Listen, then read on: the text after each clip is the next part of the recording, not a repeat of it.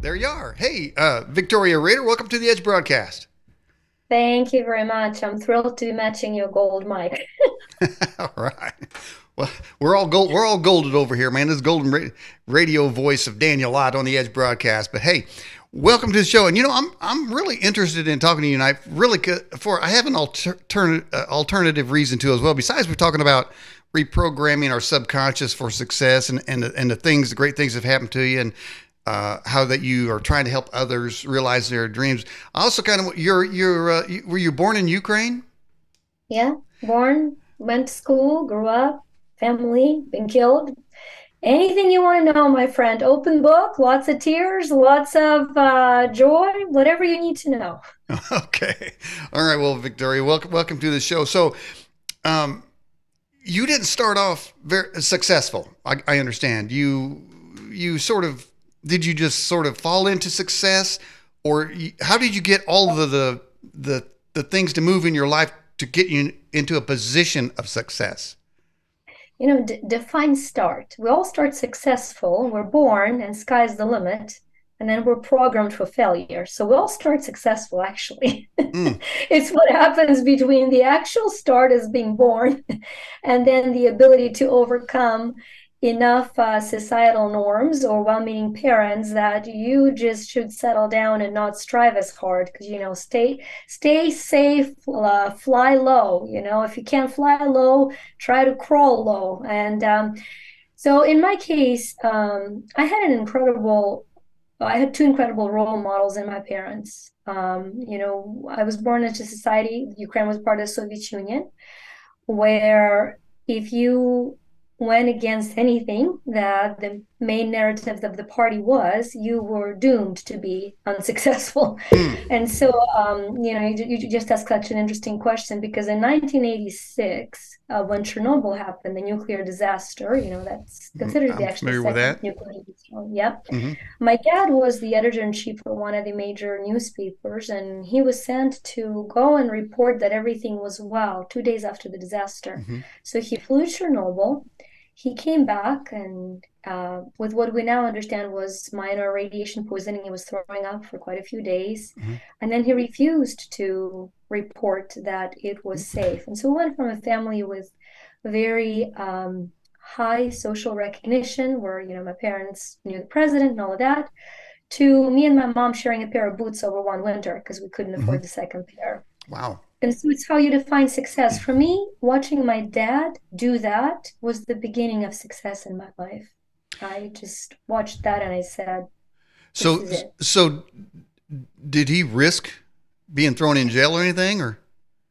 Yes and no. At that time, we're talking about 5, 6 years before the Iron Curtain falls, so things were not nearly as strict, and there was no unemployment, homelessness. So the social regime does not allow for such shame, and so he knew that he wouldn't be, you would not be fired, you would be put in jail, but he was a social figure enough that they couldn't commit that because he reported openly that there was radiation leak. And so it was kind of a tricky situation. Mhm. Um, but, nobody knew what was going to happen. And then,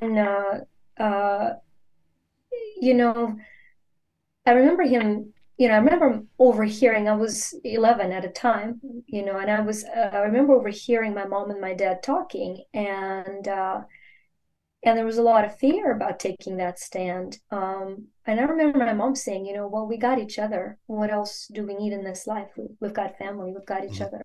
And so for me, struggling through failures of business or life or receiving accolades of business of life, I always come back to, what's my center? This was my family center, my kids, my pets, my husband, that's my center.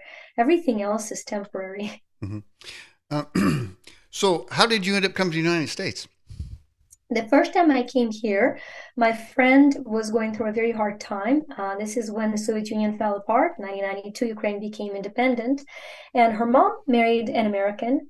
And when she immigrated here to be with her mom, she had such a harsh culture shock that she became severely anorexic. And so her mom invited me to come and help her. I Mhm. did that and polished my English quite a bit, went back to go to school in Ukraine, and 2 years later met my husband to be.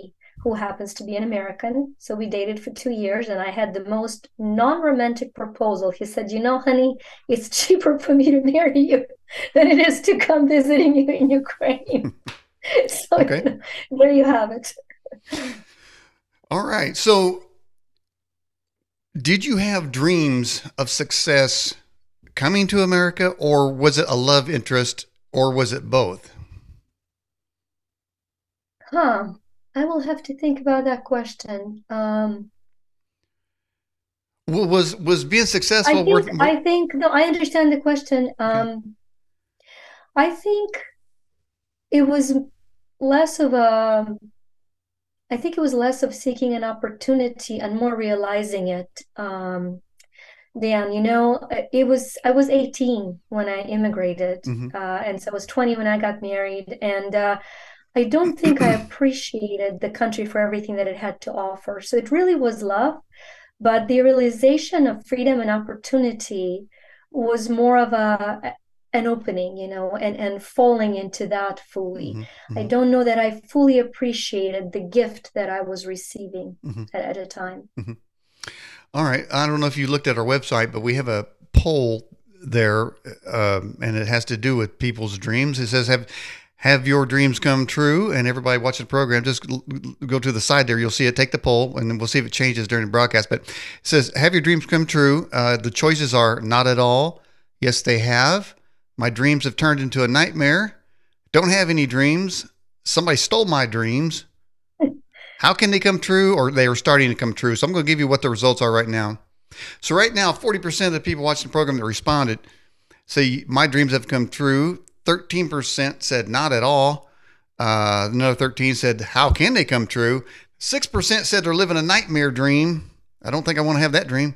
And others don't have any dreams. And so it looks like there's a lot of room for people to sort of work on their dreams and maybe move them in the right direction.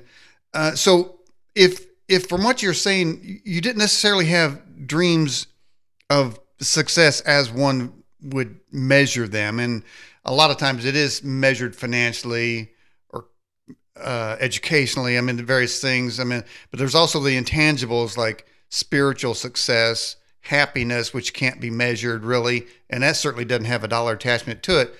But so, at what point did you start seeing that life was teaching you how to reprogram from what was holding you back? From the quiz that you're describing and from the positioning of success as you're asking it, I can tell you that one thing you couldn't do growing up in the Soviet Union was to travel, because to leave the country you had to have an exit visa and not only an entry visa. And my biggest dream was to see the world. Now, as we're having this conversation, I've been and lived in over 40 countries. So that dream definitely has come true. And that dream, the beginning of that dream was at age 11. So at age 11, I read anything and everything I could get my hands on. Taj Mahal, I've been there. Walking Great Wall of China, I've done that. So the question then becomes for anybody who says, wait a minute, how could you have a dream of an 11-year-old child fulfill from a country that which borders were closed? And so from that perspective, if you look at succeeding as a way of dreams coming true, I'm an incredibly successful person. If that is your definition of a success, a dream come true, Mm-hmm. then you're looking at a very successful, resilient, spiritually resilient person, right? For me, I'm hesitant about success because I believe success is something where you fulfill your calling, and yet significance is where your calling fulfills the dreams of others. And so I Okay. think in my life, I strive for the life of significance, whether it comes at a cost of personal success or not. Mm-hmm. I hope that makes sense. Okay. So you mentioned the word calling. That's always an interesting term. Do you have a calling? Yes. And what is that? To help people to see the hidden possibility that they're hiding either through their fear, through their doubt, or through their inability to recognize that possibility, and then to shift their ability to make that possibility not only probable in their life, Mm-hmm. but palpable, physical, practical, and miraculous. Mm-hmm. I breathe it, I live it, and that's what gets me excited. Mm. So when a typical American goes driving by the gas station, we're pretty grumpy now because a couple of years ago we were paying less than $2 a gallon. Now we're paying $3.50 to $7 a gallon. So we look at that, and it disturbs our mentality. It disturbs our aura of happiness. And but maybe what we should say, hey, praise God, I have money to buy that expensive gas there. But we go to talking about programming. But Mhm. isn't that from the negative program? And I just use gas as an example. It could be buying some eggs that were $1 last week. Now they're $4. And I always tell people Americans have a right to complain. That's part of our nature. It's in our DNA. But is that complaining? Is it a neutral sum game, or is it adding negativity, or giving permission for more negativity to operate in a person's life? I think the first aspect to look at, and it's very clear, we don't want to talk about positivity as a way of denial, right? A lot of people confuse positivity with denial. Okay. So if you walk through a pile of crap, that's the experience you're having. You cannot say this is beautiful grass. That is not healthy, wholesome, or positive. Okay. But what happens when you walk through the pile of crap is once you realize that's where your feet are, you have to look at something else. You get to look up at the sky, you get to look up at the trees, because if you keep looking down Mm-hmm. at what you're walking, you're going to have more of it in your life. So the process is, yes, you notice the gas prices suck.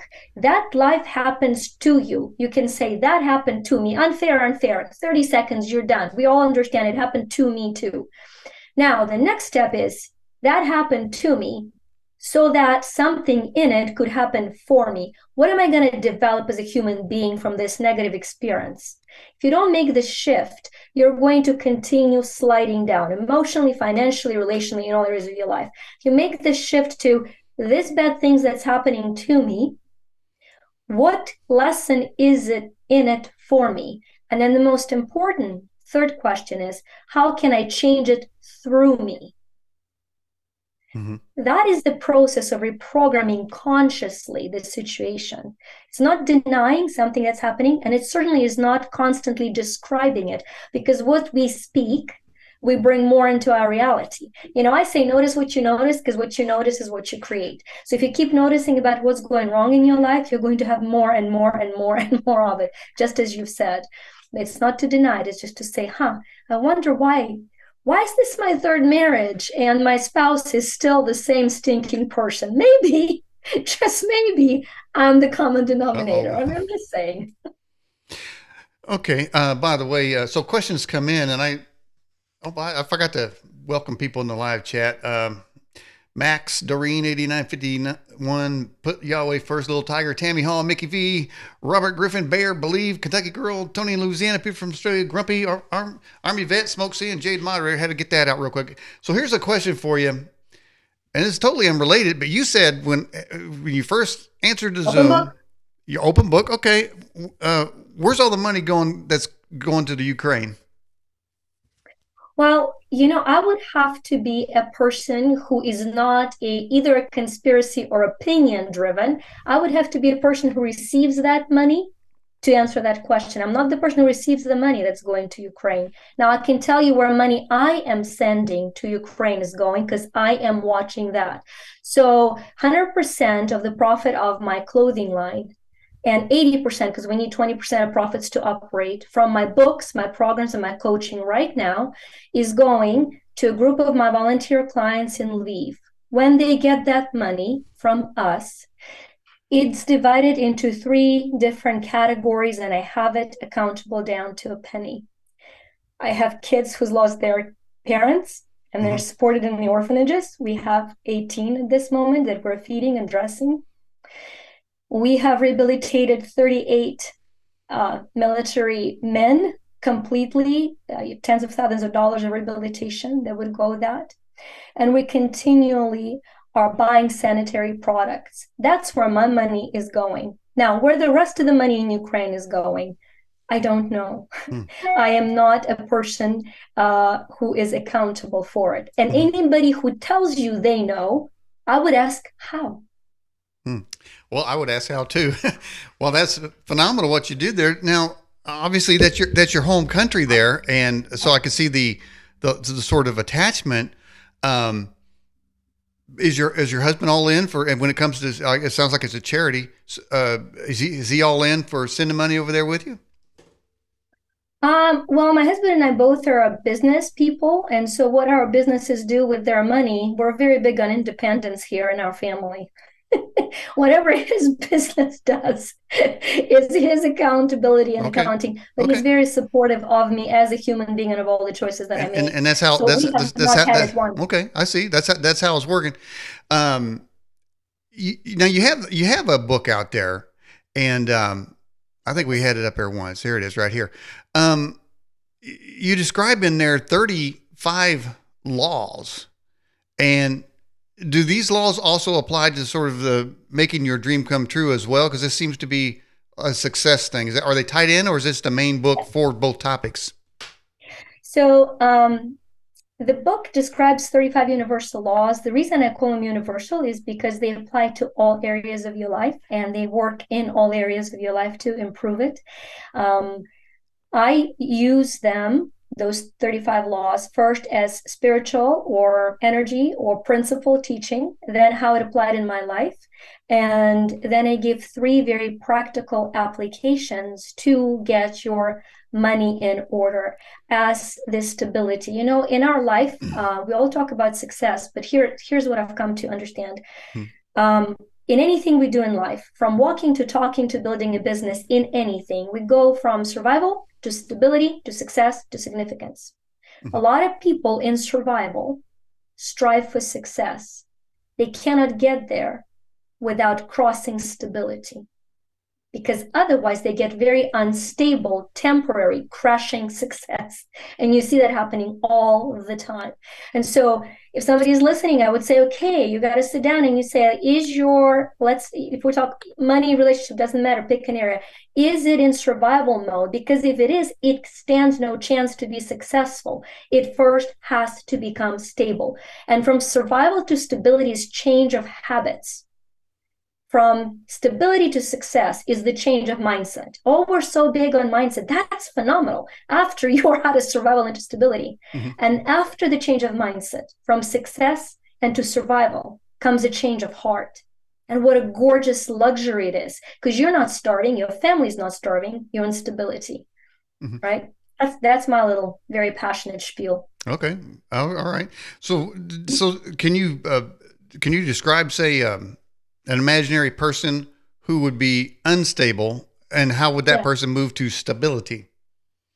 Yeah, so there are a lot, there's a big difference between being a dreamer and a delusional, what would I say, person who is imagining things without acting on them. And so if you are currently stuck in a very bad job and you have a Hmm. dream of a great business, Okay. right? So you're saying, I'm stuck. I want to build this business, but I'm completely stuck. So I'm in sheer survival because my job barely pays my bills. I'm barely surviving. And I have this great idea. So it's great to talk about it, but how do you come out of the business, of the job environment to the business? And so most people then either take a huge loan, they leave the job, they take a huge loan, they go into debt, they crash and burn, or they continually hope maybe I'll get a raise, I'll get more money, and then I'll, break through. So how do Hmm. you go through that? Very simple, very naively simple, but you block 15 minutes a day. That's all it is. 15 minutes a day, every day, relentlessly. Take Sunday off. um, Towards answering one question only. What is the one thing I can do to build my business today? You Hmm. spend 15 focused minutes no matter what. Hmm. Okay. Now, on a bigger scale of things, applying to anything in life, this is what all of my, I believe, success is responsible for the next three principles that anybody can do wherever they are. They're huge, they're guided. I hope it doesn't, rub anybody wrong because I'm very big on God, great overall designer. If you call that power in your life universe, so be it. But there is a power that is greater than you. We can all settle in, and that power wants to guide you. And so the three questions that will change your life from today, no matter where you are, to within a year is question number one, what is your theme for the year? You don't have to, you don't need to know how to pray or meditate. Theme, You huh? just close your eyes and you say, okay, what's my theme for the year? The first thing that comes to you. 2023 is, okay, for Daniel, it's expansion, actually. Okay, congratulations. That's your theme for the year. Okay, the next question is every month you're going to say, what is my theme for the months to support my theme for the year? It's Okay. huge. All right. And then here's where the rubber meets the road. And honestly, this is $1 million tip. Every day, every day, you ask one little question and you're going to follow it no matter what. You're going to say, what is one decision I am to make? Or one action I am to take today to support my theme for the months in the best and highest, most aligned way. Every day. You will miss Every day every except day, Sunday. Every day except Sunday. except Sunday. Sunday, sleep it off, rest. You've Okay. earned it. Okay. And so the second you will receive it, people say, what if I don't get it? I'm like, okay, what color are you thinking about? Blue, red. Were you thinking about it before I asked you? No, that's how subconscious works. It must answer a question you ask. So if you ask that question, Hmm. you will immediately have an answer. Once you have that answer, no matter how little it is, go get a glass of water, or how big it is, call the producer of the show you've been dreaming about for 10 years, find their number and call, whatever it is. Here's the powerful thing. You're going to take that action and make that decision. And then you're going to say, that was the one thing I was supposed to do today. So everything else, all the overwhelm of the tasks I need to do, it is now a bonus in my life. Mm-hmm. It's a bonus. And it gets you out of overwhelm and stress and helplessness into winning the day early on. It really is Ooh, miraculous. win I today. would challenge anybody Well, to follow it.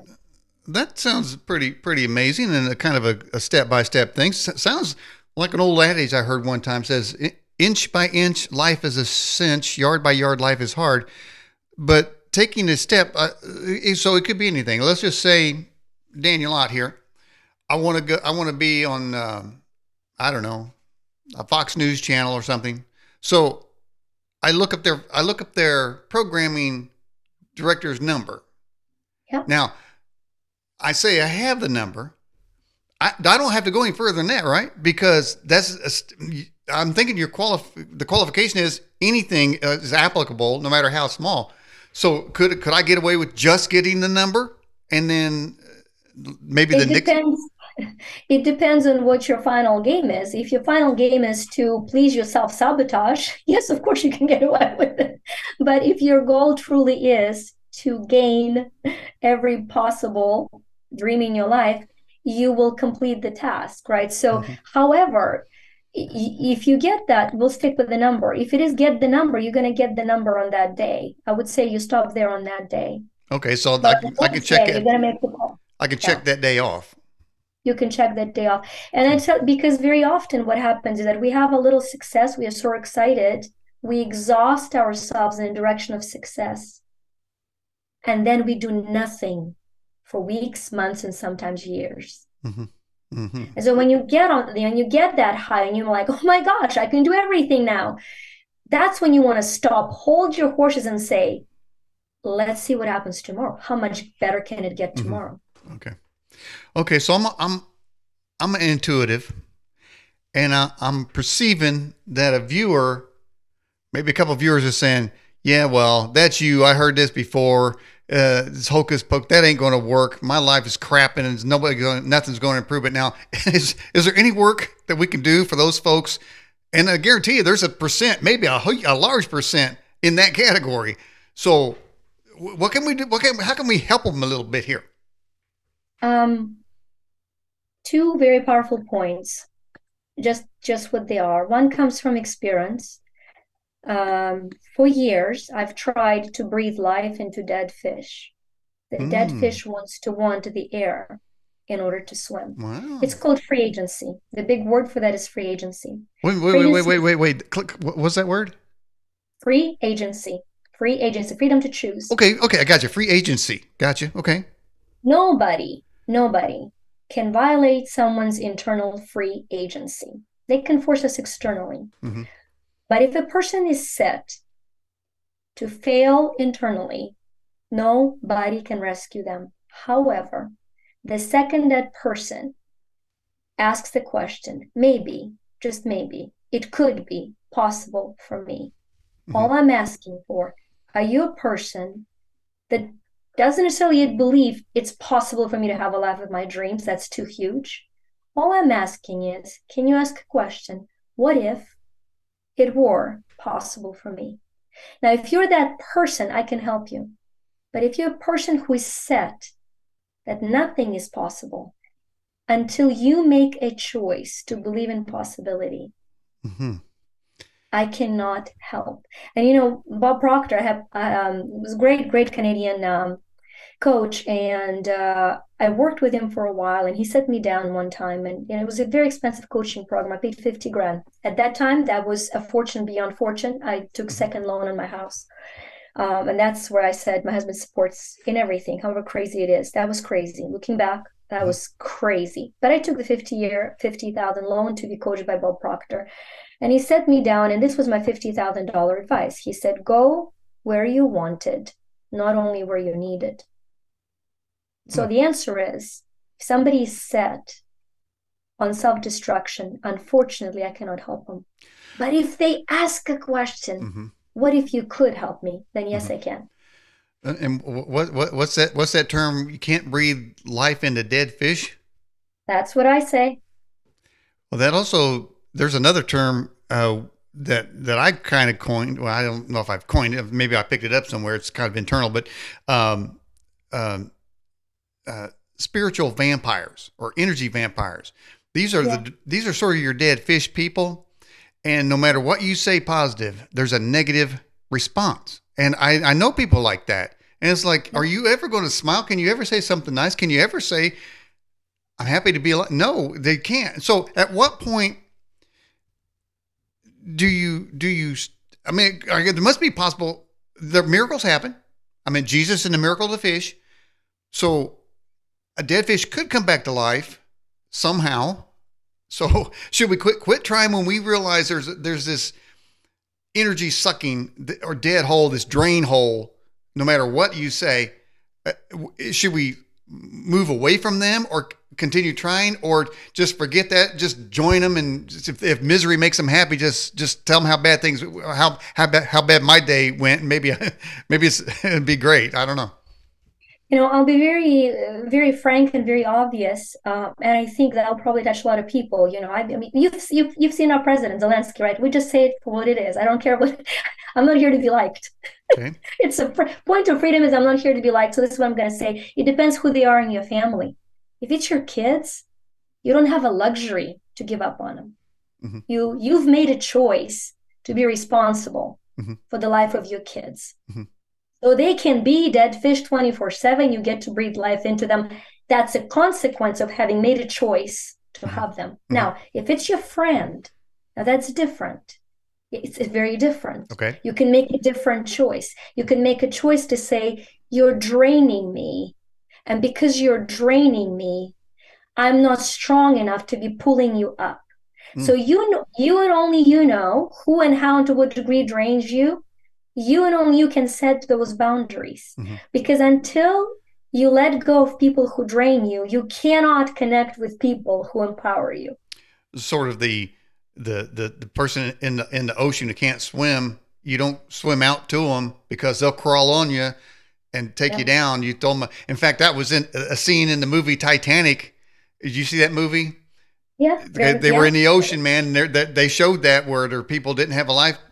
People couldn't swim, and they were climbing on other people. So that's kind of what happens. Don't say, "Hey, man, I'll send you an email." I'm not talking to you no more. But so okay, so I understand that. There always seems to be hope that there's to be some possibility of change there. But Let's go to the question here. We mentioned earlier, you mentioned sort of your business. Somebody wants to know what's your husband's business? Is that something you can share?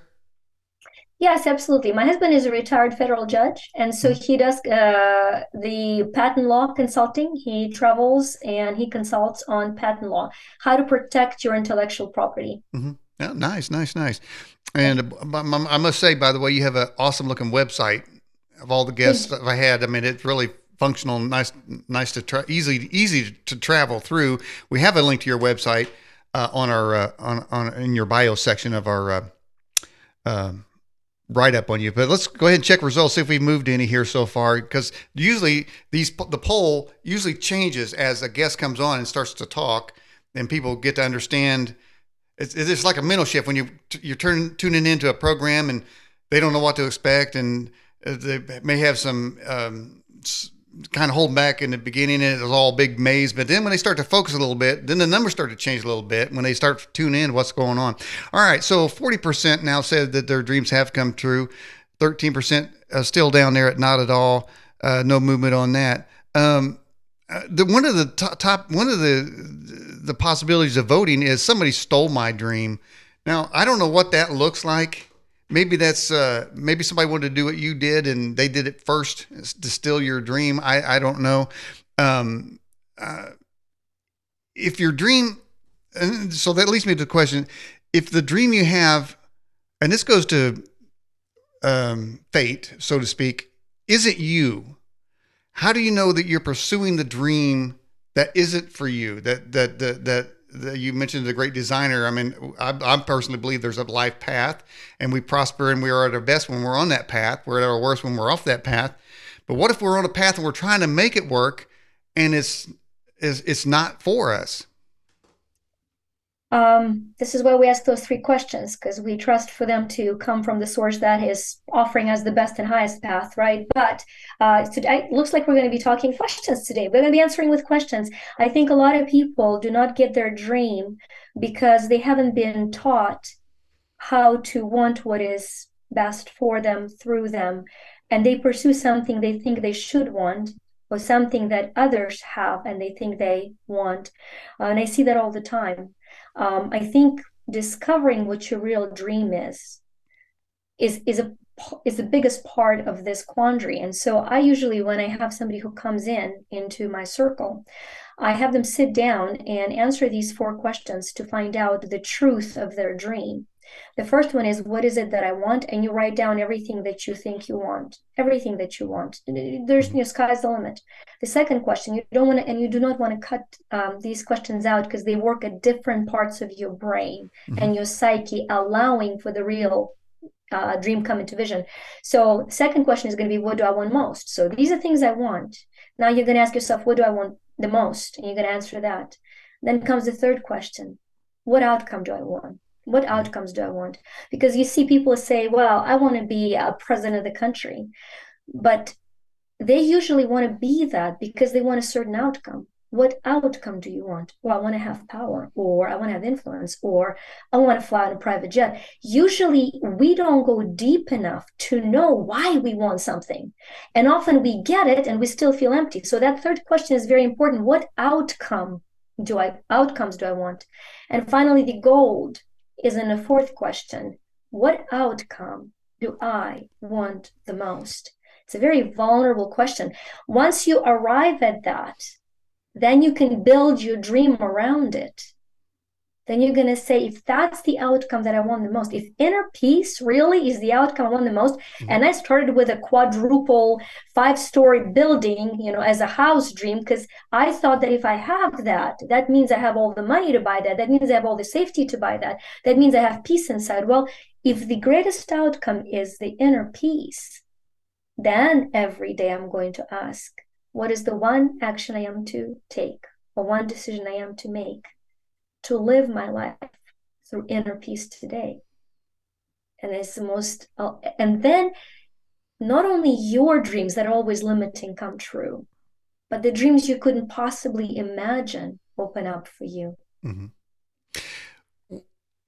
Would you think in your 35 laws there that is there a law that if you um, really are wanting somebody else's dream. You feel like your dream is maybe to be a helper. And so if you want to help somebody else realize their dream, would that come back to you and your own personal dream if you say are less working on your dream, but maybe trying to help somebody else's dream to come true? There are several universal laws. There is a law of the harvest. We all reap what you sow. There is a law of cause and effect. And the law of the harvest is a phenomenal law because we don't reap what we think we sow. We actually reap exactly what we sow. And so using your own words, if you are helping somebody to pursue something, you are actually sowing that into your life in the same way that you're sowing it into their life. Speaking of books, I just had a book come out that I only wrote a chapter in. It's called Wickedly Smart Women, Mm-hmm. and it's trusting intuition, taking action, changing the world. There's 17 women that have written a book on how to follow the divine guidance or intuition or knowing, however you define it, and taking action has changed their world and is changing the world around them.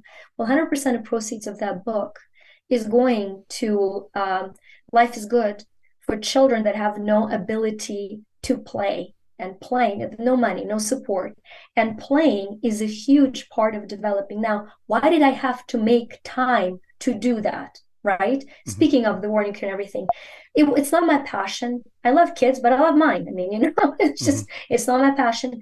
But a friend of mine, that's her passion. I'm going to support her, and pouring into it. And now seeing the results. Now her passion has ignited me. And so I think until you are passionate about your dream, it's wonderful to be supporting somebody else's. Mm-hmm.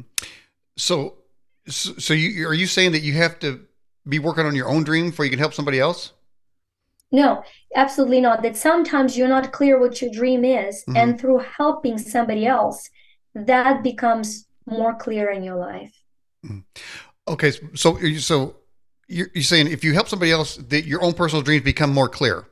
Yes, Okay. always, always. Now, and it seems like some of these laws here, like you mentioned, the law of harvest, the laws of cause and effect, these kinds of things, they seem to have some sort of karmatic, if that's a term, angle to that. And let me put it to you, put it this way in another field, um, and it's a little political, but it just glares to me as you were saying that, and that is when the United States, when the Democrats took over the House, they kicked all the Republicans off the committees, and when they found classified documents at so they got kicked off committees. Now the Republicans took over, so they kicked all the Democrats off. So that's to me is sort of like cause and effect. Another one just out in the news, all over the news, the biggest news of the week. I know you're probably not a political person, but it's big news. It was all about Trump having documents down at Mar-a-Lago, and they sent the FBI down there with 50 jackbooted thugs to get it. And then the president said, if you got classified documents at your house, you're the most irresponsible person ever and jeopardizing national security. But all week long now, documents have been found at Joe Biden's house. And everything that he Yeah, said, is I'm that not a cause? political person, but the difference is that when they found him in Trump's house, he was a president. As far as I know, as a president, you can declassify anything. That's not on the news. That's me thinking. Yeah. So we can't compare apples to apples. When they found him in Joe's house, he wasn't a president yet, so that was a violation.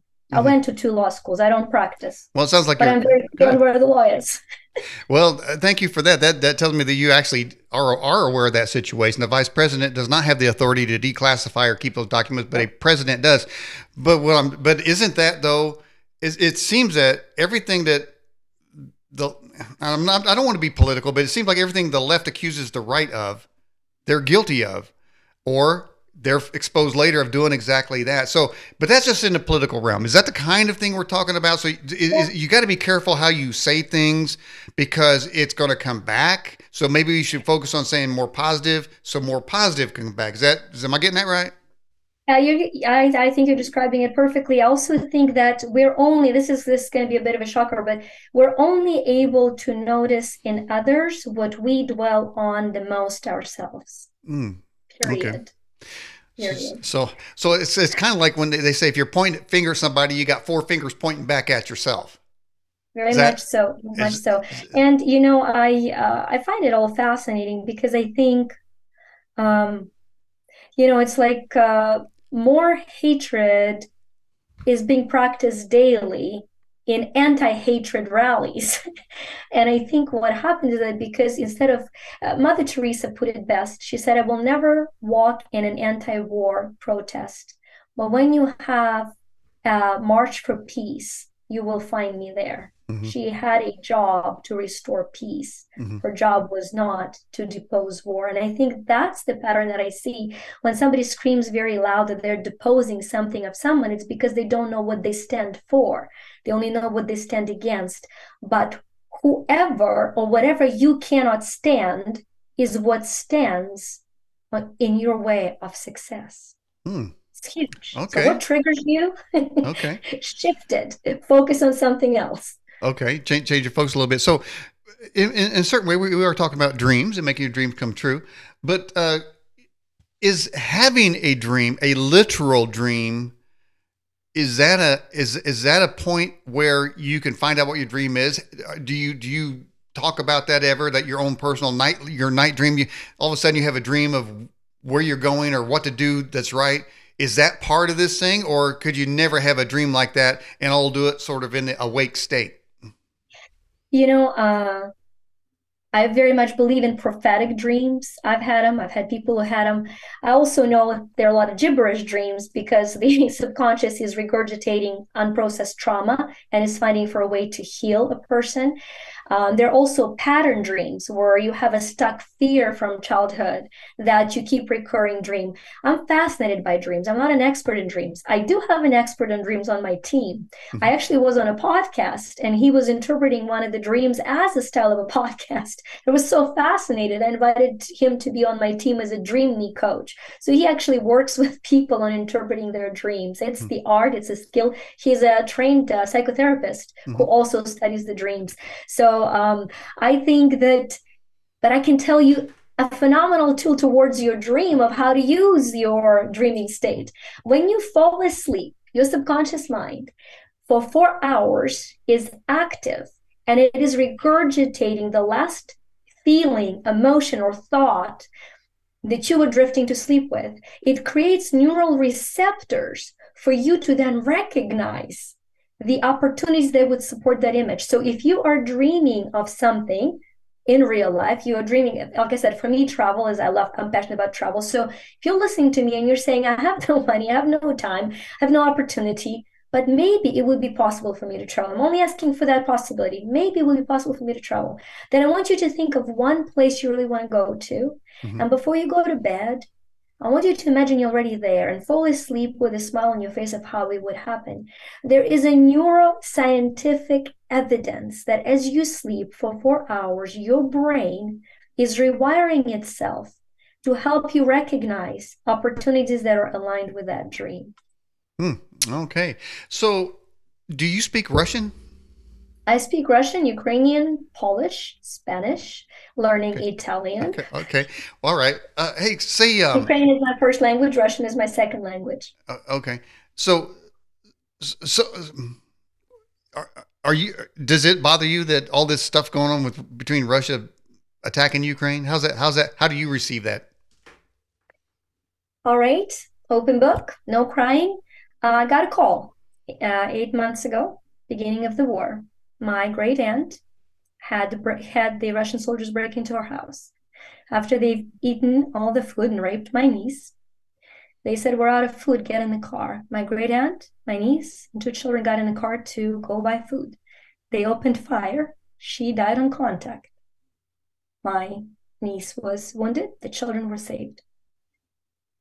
So that is what I feel about what's happening in Ukraine Hmm. daily. I have had schoolmates who have died, who have been killed. Now, that's not new. hmm Russia attacking Ukraine. And I don't want to say Russia, I have a lot of friends who speak Russian. Evil that is currently in Russia attacking Ukraine is not new. Stalin starves, depending on different number, from 6 to 9 million Ukrainians. That's the fact, right? People that are creative, that are freedom loving, usually rub people that want to control the situation. We just don't stand down very well. Hmm. Control. That's interesting. So let me ask you that.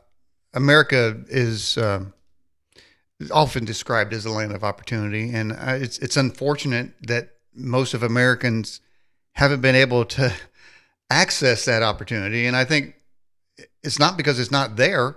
I think it's more in line with what you say. It's some would describe stinking thinking, or the need that our thoughts be reprogrammed, because there's a system out there to program us to be negative, to hinder Yeah. our success. Because if we become successful, we become independent. If we become independent, then we become less dependent upon the state.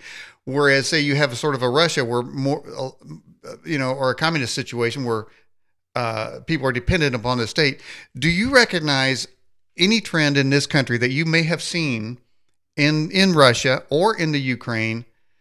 Did you see anything trending in this country that's happening that you have seen before and are Yes. aware of? It's loss of God. It's a loss of God. You first kill God, then you make government your God.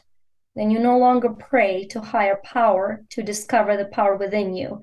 You now have a state as your savior.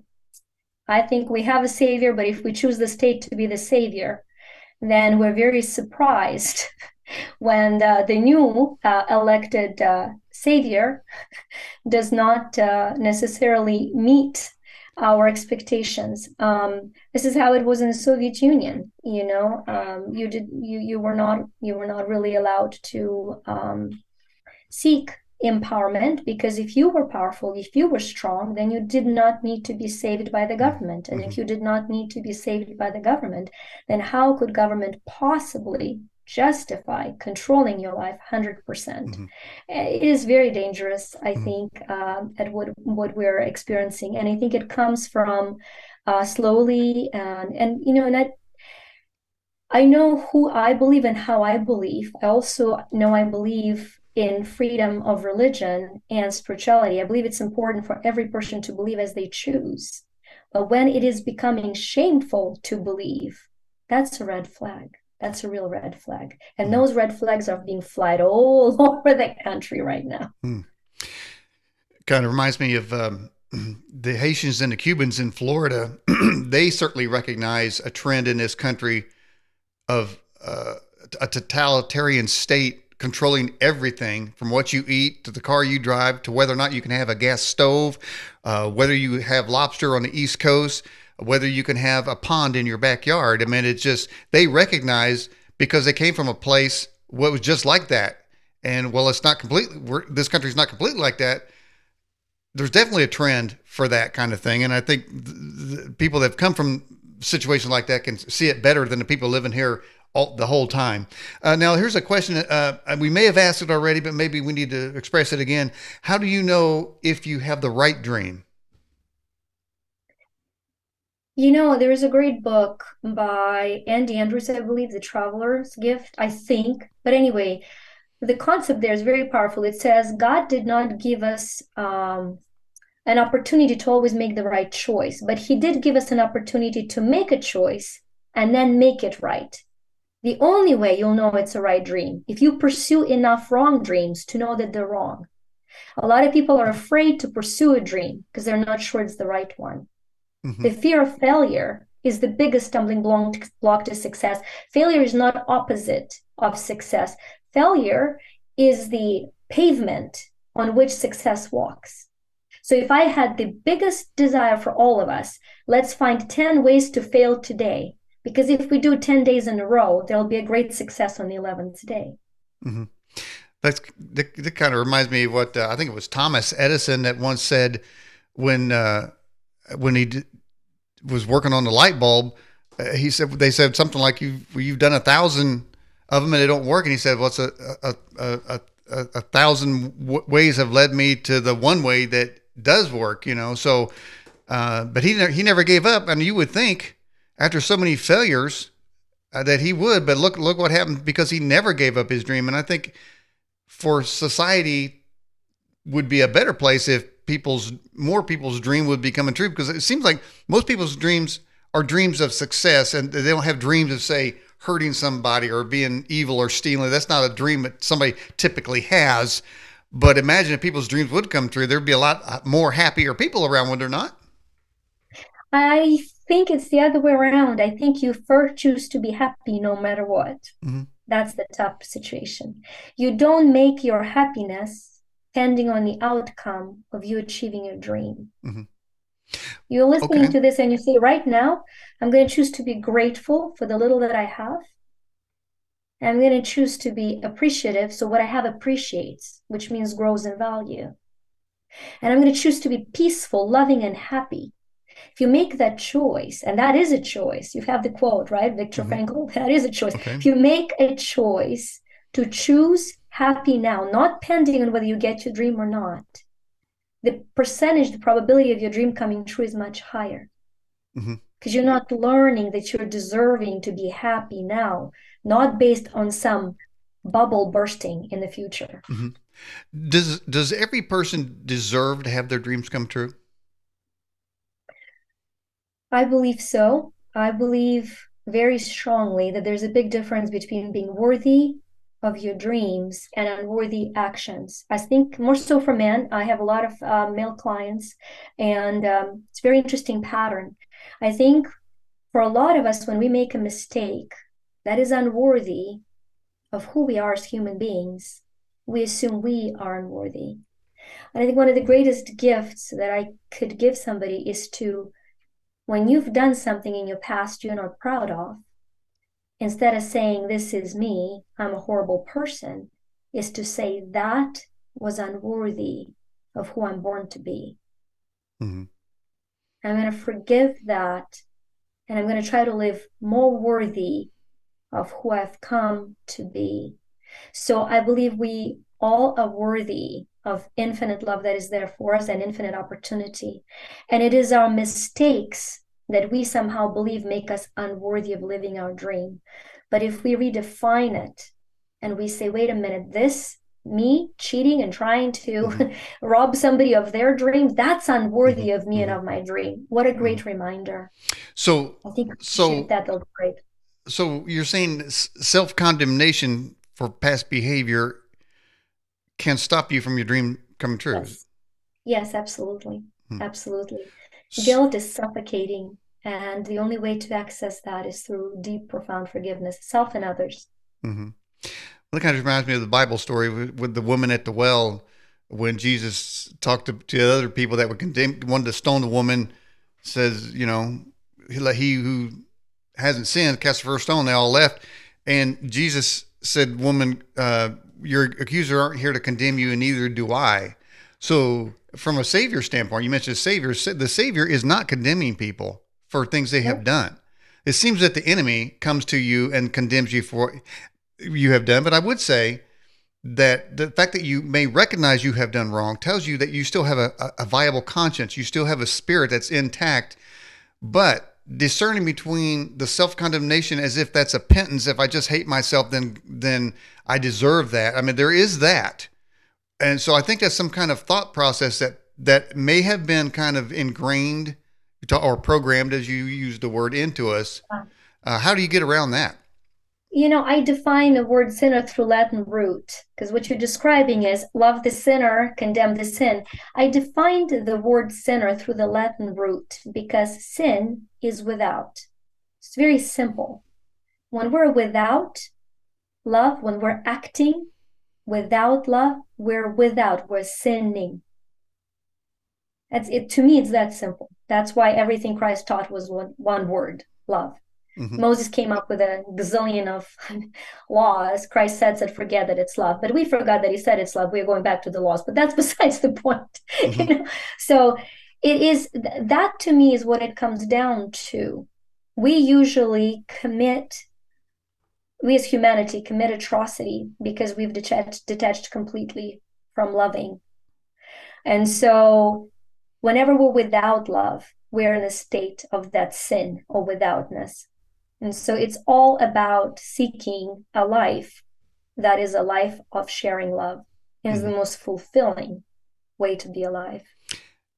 Is that something that you can get down to the moment of your conversation to be on the top of your mind when you're getting ready to engage in a routine or a random conversation, maybe with the waitress or the gas station or any kind of human interaction? Is that something you can be cognitive of all the time? Or is it something that you kind of get burnt and say, oh, I shouldn't have said that after? Is it always going to be the kind of the after thing? Or can you get it to where you're actually ahead of that in your conversation, and you know when you start speaking, you're not going to go down a certain road no matter what the conversation says? I call it cutting the gap between scared and sacred. So, what I mean by that is that there is a scared part of us, a part that is scared. Maybe there isn't enough for it, not enough love, not enough attention. That's the part when it dictates our life. It comes out pretty ugly. And then there is a sacred part of us, the one that remembers we're loved by our Creator at all times, and that is all we need. That love from Creator is all we need. Everything else is a bonus. And there's a gap between the two. And so what happens is, personal growth to me is closing that gap. Closing that gap. So in the beginning, as you're describing, it's catching yourself and saying, dang it, I shouldn't have. Mm-hmm. And then saying, now I know, great reminder, and cutting that gap as to where first you've said something you didn't mean to, you dwell on it for 3 months and you're angry at everybody else and you say even more things you don't mean because you're dwelling on how you shouldn't have said it. And you're in that pattern to going, now it's 3 weeks, now it's 3 days, now it's 3 hours, now it's 3 minutes. Now you open your mouth to say it and you go, and the new paradigm comes out. So that's a longer way of shifting that, right? Mm-hmm. What we do in our company, we just give you shortcuts where we say, wait a minute, if you just give love to that scared self and Mm-hmm. say, come on, buddy, you're fine. You're loved. You don't have to go after them. Mm-hmm. They're just an easier, more subtle way to heal. It sounds like the Beatles song, "All You Need Is Love." But speaking of that, Victoria, looking at the 35 laws in your book, I'm not seeing the law of love in there. Where is it? It's in every law. Okay, okay, There's only one law, and that law is love. okay. But because we're different human beings, we will access it through one of those 35, Mm-hmm. whether it's gratitude or forgiveness. Mm-hmm. I describe love in the book as life originating vibrant emotion. And it is energy in motion. That's what love to me is. Mm-hmm. It's not passionate, it's not lustful necessarily. It's simply continually adding energy into life. What? So if a dad hits a child and says, I hate you because I love you, it ain't necessarily love. Mm-hmm. So if let's just say that you have a dream and you're working on it and you're using some of these other laws like the law of investment, law of spending, law of synchronicities, these various things. But on the other hand, you've got something going on where you're in a battle, maybe a legal battle with somebody, and there's nasty emails going back and forth. But then you get to your dream, and you're all lovey dovey. Is it do they eliminate each other, yin and yang, or is it just you're going to have both? You can probably still have your dream, but you're also going to have whatever that the result of that stuff would be. I think that this is a very powerful question. Why? Because what we're currently going through is the result of choices that have happened in the past. Because first there are thoughts and their emotions, there are actions, there are decisions, then there are actions, then the results, and there is created reality. So you and I having a conversation that is a result of a lot of things that happened in the past for both you and me. Mm-hmm. So we're looking at the snapshot of the past choices. And so it can be frustrating for somebody who wants to create a new life to not see the immediate results. But it's very important to realize is that the life you're in right now is the results of patterns and exchanges that have been there for some of us for decades. And so it's being patient. There's that Les Brown has that powerful Chinese bamboo story. As where do you plant a Chinese bamboo, nothing happens for months. And then for years, for 5 years, there's no growth. For Mm-hmm. 5 years. And then all of a sudden it grows at 3 feet a day for 90 days. For 30 days, it grows up to 90 feet. Yeah. So the question is, did it grow over 90 days? Of course not. It grew over 5 years. So it's very important to understand that if you are, as you're facing your daily life, you keep space for your, I call it sacred creation of the life you're nursing now and you're pouring into, and you're allowing for it to eventually take over the patterns that are currently surrounding you. Mm-hmm. You mentioned earlier somebody on your team, and I noticed from your website, it looked like there's several people on your team. Was having team members part of your dream, or is No, no, no? it was God's dream for me. Your dream was uh, much smaller than that. yes, my can I okay.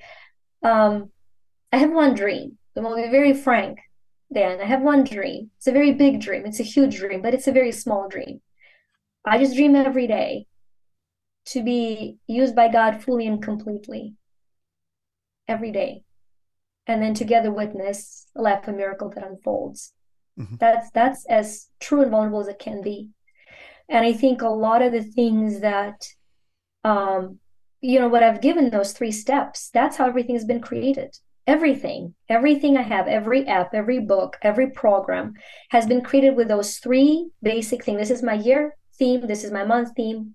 What am I to do today to fulfill my, calling? I call it calling.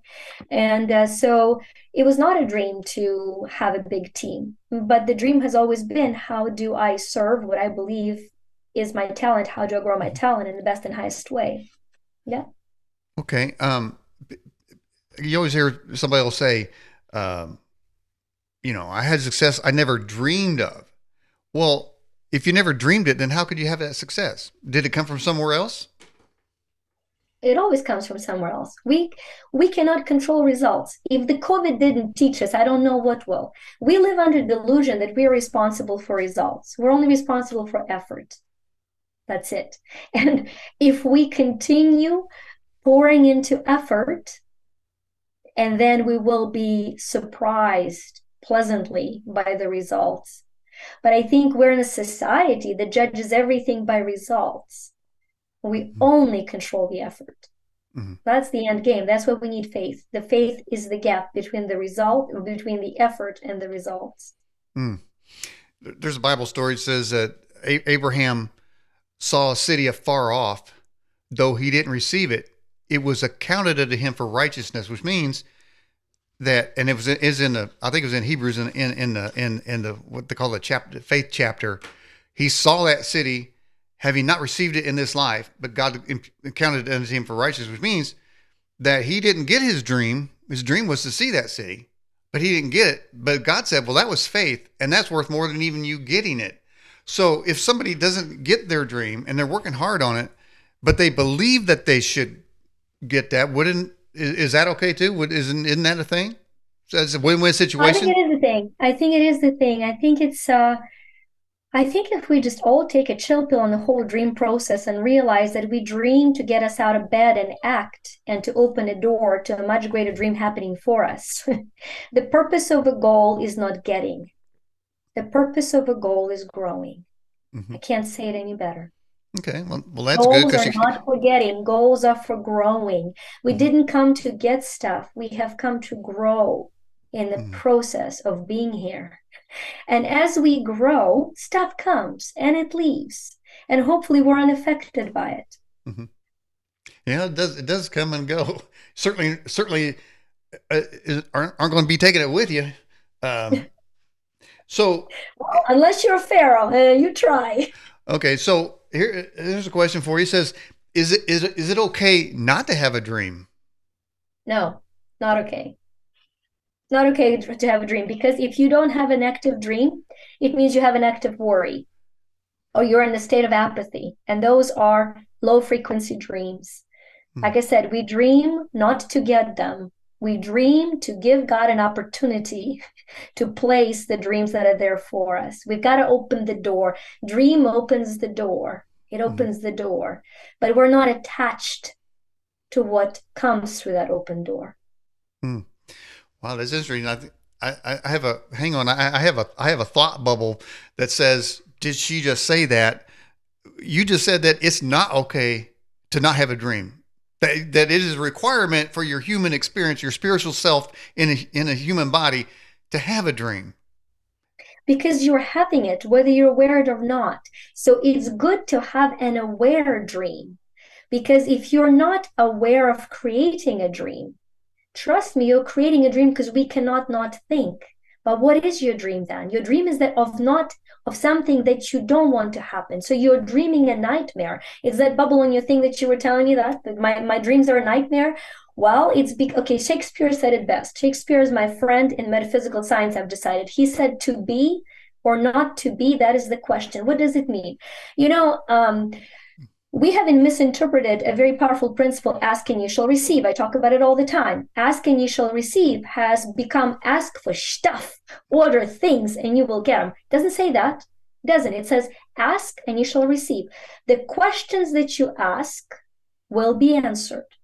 So if you're asking, how do I not get sick? How do I not get cheated? How do I not get fired? You get that. You get sick, cheated, and fired. But if you're asking, how do I stay healthy to be? How do I become prosperous in a healthy way? How do I form relationships? You get that. You know, it drives me crazy in a good way that we call the story of Job the story of patience. It's a story of creation. For everything he has feared of has come upon him. That is scripture. Mm-hmm. Yeah. And then when he says, wait a minute, why did I worry? Why was my dream not to lose my stuff? Because I lost it all and I said all I needed was my faith in God. And now he has everything back. But the point there is he did have a dream. His dream was not to lose his stuff. So if you are not creating an active, positive dream, if you're not creating to be state, it means you are in a not to be state. It means you're fearing the government, what it'll do to you. I don't care. I'll create the life regardless. I've done it in the Soviet Union. I will do it here. Right? Mm-hmm. Wow. And of course it'd be a sad too, say, if you go to the other side, once you go to the other side, that you're shown the possibilities of what could have happened in your life, but you chose not to dream to activate those things. Is that anywhere near something? Very much so. Open the doors. Dream is opening the doors. You're not So, attached to it. You open the doors, you move towards it, and you go like, wow, something much better happened for me. but then also too, if you don't have a dream, isn't it a dream to not have a dream? Yes, that's my point precisely. That's why I said it's impossible not to dream. You're just dreaming without awareness that you're dreaming, and that usually means negative pattern of behavior, thought. So we're activating things constantly, whether we think we're not doing any, if we're trying to live a neutral life. I'm thinking neutral is probably low frequency. It's not neutral. It's low, isn't it? Zig Ziglar said, "You're either growing or dying. There's no neutral. You're either growing or dying." Right? I Mm-hmm. love that quote. Because if you're not growing, you're decaying, and Mm-hmm. you might not be aware. That's why, to me, like I talk about 4 steps of creating abundance, and I don't mean just money. And the Mm-hmm. first one is awareness, because Mm-hmm. you cannot get a person out of a prison that is unaware they are in one. You first have to say, "Wait a minute, I'm in prison." Once you're aware, then you can say, "Oh, I want to have a plan to get out." And that's what happened when the Soviet Union fell apart. So many people of older generations were like a bird that was born in a cage, that was fed, hand fed, and now somebody took it out of the cage and said, "Fly." They had no skills to survive. So they were mourning the old regime of a cage. And I understand why, because they were unaware they were in prison. And so we are continually in prisons of our own mind we're unaware of. Mm-hmm. So first, find out you're in a cell, then say, how do I get out of that cell? And then say where I'm going. Mm. Wow, that's pretty interesting stuff. I play a liner at the beginning of this show. It's a clip from a show in the '60s called "The Prisoner" with Patrick McGowan, and he didn't know he was he was in a village, but he didn't know he was a prisoner in that village. Yeah. And so he was happy until he found out he was a prisoner, but he didn't know he was. So people can get accustomed to that prison and think that's what God has planned for them. But how do they know if they're in the prison, Victoria? Ask and you shall receive. Ask, am I in a prison? Mm-hmm. What is my path of freedom? We have an inborn right to hear the still small voice. We haven't Mm-hmm. come here to be abandoned. We Mm-hmm. have come here to be guided. Mm-hmm. We turn on the TV, we hear the loud voices. If we turn it off and we say, God, talk to me, Mm. talk to me. Well, let me ask you this, in Victoria, putting things together as we've been having this convo here. Your dream ended up helping people in the Ukraine maybe achieve their dream, maybe just staying alive or having something to eat. So if you didn't follow through your dream, then whether you say, well, if I have a dream, it's kind of selfish, but if you have a dream, you also, the end result of that might be the effect that your dream has on others, the positive effect that your dream coming true will have on others. So couldn't somebody think, okay, I got a dream, I'm going to go with this thing because I know there's going to be a lot of good. I mean, that's sort of an intention type thing? Is that, is that fair to say about your dream? If you didn't follow Yes, through? it's fair to say about it. I think a person may find, going back to depending on where you are in your life, there are two questions that are very timely to ask and to know when to ask which one. If you're in a situation in life where everything seems to be going wrong, you don't want to ask what else can go wrong. You want to ask, what can I do to make it right continually? But more dangerous situation that I see for people is when things are going well. And when they're going well, we're terrified of success. So we are asking ourselves subconsciously, what can go wrong? Mm-hmm. Because we're so uncomfortable with things being right. And so then you shift yourself to say, how can it be even better? Because then you get out of your little bubble of how can it be better for me, and you go to how can it be even better? Until the Mm-hmm. last hungry child on this planet is fed, it can be better. And Mm-hmm. so you're driven by the same desire to make things better, not only for you, but then for everyone that you're capable to reach. Mm-hmm. Mm-hmm. So I guess the theme of my question there was, if you don't, you don't have to have sort of selfish intentions to follow your dream, because your dream might be a much vaster effect out there than just simply your dream coming true. And talk about programming. One of the things kind of said in the country is, say, like, the washer goes out and then the refrigerator goes out. We'll typically say, well, what else can go wrong? Yep. At that point, something's coming. Something else is going to go wrong. So are you saying that we can avert that by not saying, Yes, well, what else can go wrong? Because that's it right. sounds like we're calling that into existence. So Very much so. what do we say is, okay, so two things going on. You're frustrated. You got to go find parts, got to call somebody. How do you not be frustrated, and how do you avoid that third? Well, what else can calling in more defect troops? I think you cannot avoid being human and you cannot avoid being frustrated. You can, however, choose the length, the depth, and the dedication you give to your frustration. So if you're frustrated, you're human. Congratulations. You're breathing, you're alive. I'd be really concerned if you had everything break in your house and you were like, isn't that beautiful? That's when you need help, Okay, so stuff happened. But when it happened and you gave yourself a luxury of reaction, momentary reaction, then you get to say, okay, so I always say, you got to ask, is there a lesson? Is there a Mm-hmm. lesson? Is there a faster way for me to learn the lesson? Mm-hmm. Because usually everything that is happening to us is happening for us to learn a certain lesson. So I like to ponder, am I learning something? And is there a better, more efficient way to learn it? And then you get unstuck from patterns that otherwise repeat Mm-hmm. themselves over. Mm-hmm. You can know that you're learning a lesson if you hear yourself say, man, that always happens to me. What is the one thing that you say about you? It always happens to me. Because if you say, I'm always late, well, all it tells me is that you are learning how to work with the law of time. So instead of saying I'm always late, you can say, okay, clearly I'm learning how to operate within time. So what is the one thing I can do Mm. to work with time better today, just today? Having that awareness to apply that at the moment doesn't seem that easy. So there must be No, smaller steps, because you are talking about programming, and I'm well aware of the negative programming that's coming at us every way that there is. And so you think it would be easy to be negative, but it just seems like there's a force. There's some sinister plan that that causes people to be negative, to keep at odds with each other, do all these things. And it goes back to control. But to get to the point where you're aware of it, and that goes back to what you said about being aware you're in a prison, and a prison of your mind. Well, how many of the external forces that want you to be negative are really working in your life anyway? It seems like you just agreeing with them if you accept it, but maybe we don't have to accept it. But how do we get to that point to where we recognized it quicker?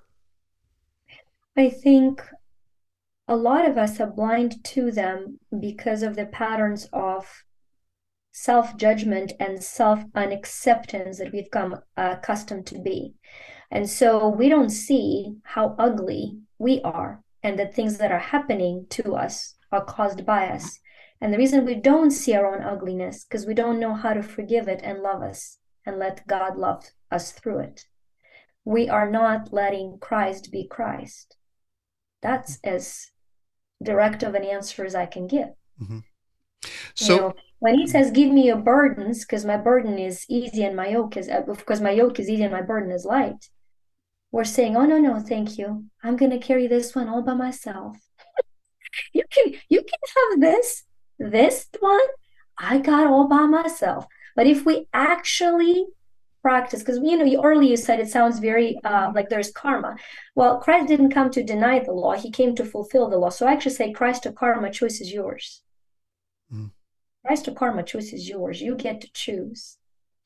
You really get to choose. You can regurgitate through all the laws, or you can choose to say, this is too heavy for me to carry. You carry it for me. You start with self-forgiveness. There's all of us are denying something that we've done, that we haven't seeked the profound forgiveness that we're carrying, all of us. So we start there and we say, I can't forgive this to myself or to somebody else. So I'm asking you to forgive for me and through me. That's how you apply that gorgeous law of atonement, if you will. mm-hmm. And so, yeah. So it appears from talking with you for a bit here that you have a spiritual or a faith component in there. How how do you uh, how do you tie your faith in to for instance your book and your belief system? Are they seamless, or are there things that are odd and you haven't really worked them out yet? It's all awareness, isn't it? To my awareness, they're seamless. I'm sure if we have a conversation a year later, I will have worked out enough of them to then say in the same denial, they're now seamless. Mm-hmm. And so to my awareness, they're very seamless. But it is only because I'm yet unaware of what I'm continually working on. Um, I know who I am and I know whose I am. And I know that everybody has a free agency to define that for themselves. And it is my job to help them do that in the most aligned way. Mm-hmm. And I noticed in the first hour when we were talking, you mentioned God, and you kind of qualified it a little bit, so to not to offend sensitivities of others, and said, or your um, spiritual power. You kind of had a qualifier in there. So do Oh, you? I believe that qualifier. It's not to offend anybody. I believe God is a great overall designer. I believe Mm-hmm, that with every fiber of my being. mm-hmm, I believe the name of God is I am, because that's the name that he gives to Moses. mm-hmm. And How so, yeah, did you come to faith in Russia or in the United States? no. It's both. What happened for me is I had incredible psychic abilities being born as a child, incredible intuitive abilities. And at some point in my life, I was able to see an outcome for a person's life that scared me, that I could see that. I didn't understand it. I didn't see it as a gift. And so the fear drove me into reading the Bible 3 times, beginning to end. And then I went to 17 different denominations, finding what I was seeking for. And then I traveled the world to find more of that. And so I've come to be very comfortable knowing who Christ is for me, and knowing that I have no right to define who he is for others. Mm-hmm, I have incredible Muslim clients who know who he is and who he is for them. I have incredible Hindu clients Hmm. because we've coined claim Christ we've coined term I'm Christian as a label to hide behind so we don't have to love everyone. That's what. So am I Christian? Yes. Am I running around telling people I'm Christian? If I have to say it, if I have to say it, it means I'm not living it. And isn't that sad? Hmm. Hmm.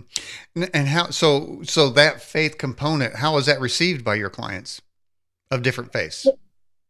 With open arms, because I'm not there to preach them. I'm there to live what I preach to myself. I'm there to love them as Christ loves them. Hmm. Hmm. And so I have an incredible group. I have a subscription group with 104 people of all denominations. And I don't have people that don't believe in higher power. I don't, because that is what I breathe and that is what I walk, so I don't have that.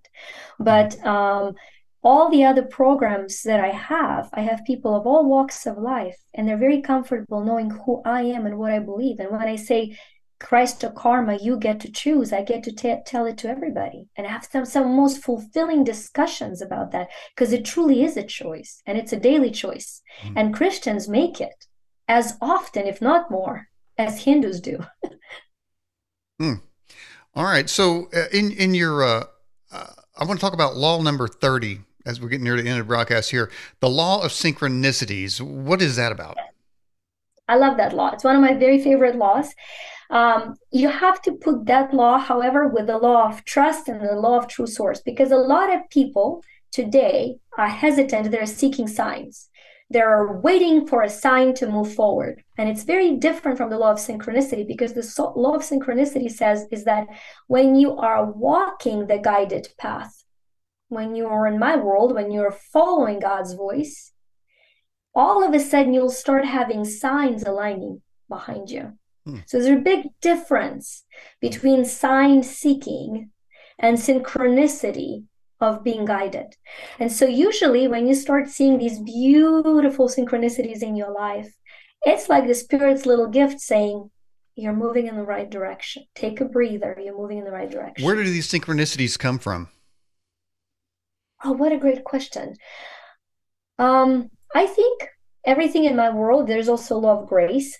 I think they come from God's mercy and grace to help us know that we're walking on the right road. So it's sort of a light on your path. Very much so. Uh, can you differentiate between synchronicities and coincidence? I think they're one and the same. I call coincidence to be a miracle where God chooses to be anonymous. I don't remember who said it, but that I've heard it somewhere and I really loved it. And so I think it's coincidence is that. I don't believe in coincidences. I think there is just a gorgeous, glorious overall design, hence the great overall designer. Hmm. And we are a part of that design. Hmm. And then also have this one here, the law of discernment. What is that? Well, it's a tough one. I think of a lot of laws that are there to master in that book. The law of discernment is one of the harder ones because the first step of that is discerning between all the voices we're exposed to in order to find as I call it, the still small voice of the spirit, the voice to hear and to heed Hmm. and to listen. Hmm. I think discernment is very important. And so it's a very powerful law. Hmm.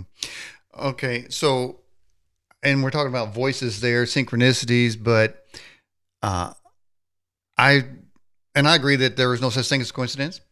And I do certainly believe in synchronicities. I've experienced so many of them that I'm pretty adamant about that. But I'm also convinced that there's a negative voice out there that tries to trick us Yes. along our path. How? And I would say that that voice has got to be pretty cunning and works us over pretty good. But have you got to the place where you can discern that negative, still small voice just trying to get you off the I, path? I think we have a gorgeous tell. By their fruits you shall know them. Hmm. By their fruits. And so, I think if I think all of us, no matter how cunning the voice is, all of us have, I call it the light of Christ, the divine inner knowing.